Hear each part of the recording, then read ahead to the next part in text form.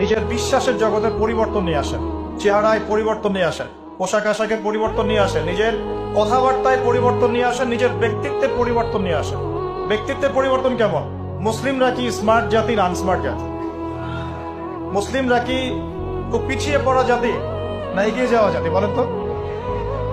তাহলে আমরা সব ক্ষেত্রে এখন দিন দিন পিছিয়ে যাচ্ছি কেন?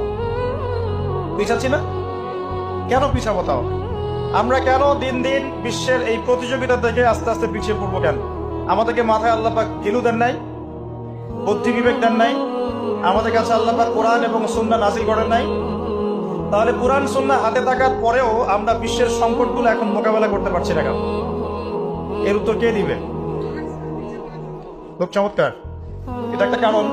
ভাই বলেছেন কোরআন এবং হাদিস থেকে পিছিয়ে পড়ার কারণে। আমি বলছি এর সাথে আরেকটা কারণ হচ্ছে কোরআন হাদিসকে আমরা বর্তমান প্রেক্ষাপটের সাথে মেলাতে পারছি না।